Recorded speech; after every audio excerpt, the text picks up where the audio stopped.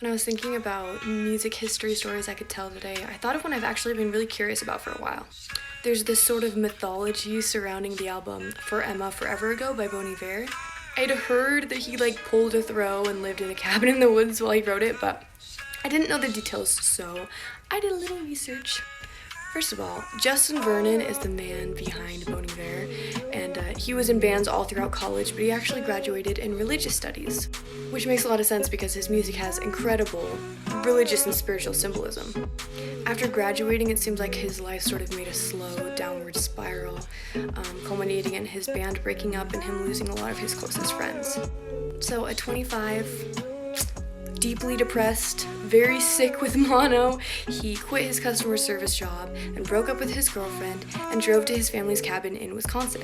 He did not go there with the intent of writing an album. In fact, he said for the first several weeks he just drank beer and watched TV.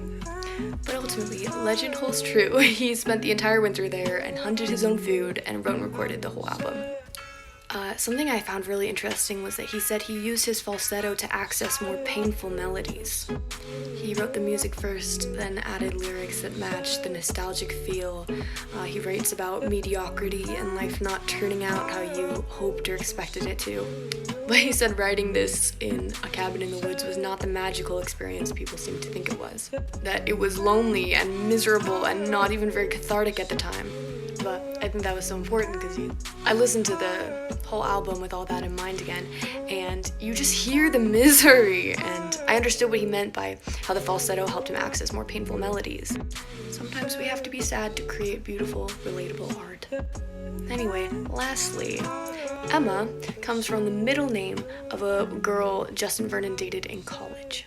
But he says Emma isn't really a person. He says it's a place you get stuck in and a pain you can't erase.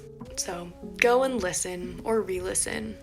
Also, I am very grateful for this 3-minute option because hopefully every once in a while I can tell a longer story that I can't do justice to in under a minute. Hi guys. Before I begin, I would just like to say that today in my research I found out that Morrissey of the Smiths has said some really weird, creepy, racist things. And somehow I hadn't known this, and it really disappointed me. But I still want to tell you guys about what I found out about the lyrics of this charming man. Now, this is a song I'd always sing along to in the car, but not know what I was saying. Especially the line that I now know says, "A jumped up pantry boy who never knew his place, he says returned the ring." It's a really weird line. Well, it's actually a line taken from a 1970s Hitchcock film called Sleuth. I have not seen the movie, but I'm gonna try to explain what's relevant as far as I understand it. So apparently in the beginning, there's this character who's this rich, successful guy, and he tries to frame this less rich, successful guy for jewelry theft, and he calls him a jumped-up pantry boy who never knew his place. And then at the end, the tables turn, and the guy who he framed calls the other guy a jumped-up pantry boy who never knew his place. I don't know. I haven't seen it. But I think most people who hear this song just think it's about, two guys flirting, which is fair. And it was probably a big deal at the time to have a song that had sexual undertones between two men. And I think it is in part about that. But if you understand that line I just explained, you start to think maybe there's some enmity between these two men. And that maybe the song might be about class division, or even about the imbalance of power within a relationship that might seem sexy but is actually deeply frustrating. But these are just my thoughts. I would love to know what you guys think. Hey, who was that punk singer whose last name was Smith? Are you talking about Patti Smith? No, it was a dude. Robert Smith from The Cure? No, it was the other guy in the 80s who did really sad punk music. Kurt Smith? From Tears for Fears? No. How are you not getting this? He was really famous for doing really depressing music. Okay.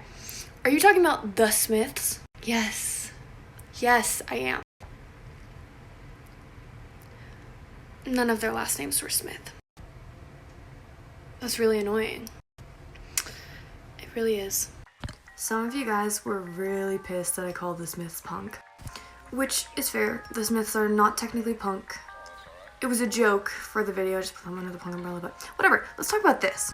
Punk rock in its purest form didn't last very long. It exploded in 1976, and by 1978, post-punk bands were already emerging. Post-punk drew on more musical influences. It was more emotional than the sort of purely politically charged punk before it. But post-punk is not anti-punk. It's a continuation of punk.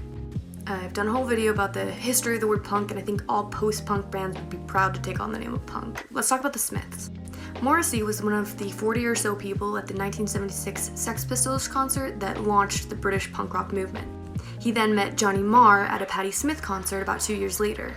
One of the things that impressed Johnny Marr about Morrissey was the fact that he'd written a book about the New York Dolls, a punk band in New York.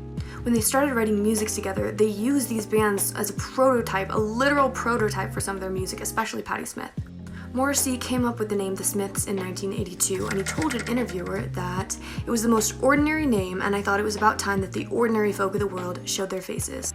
If you know anything at all about punk, you can see how post-punk and the Smiths themselves were a continuation of that movement.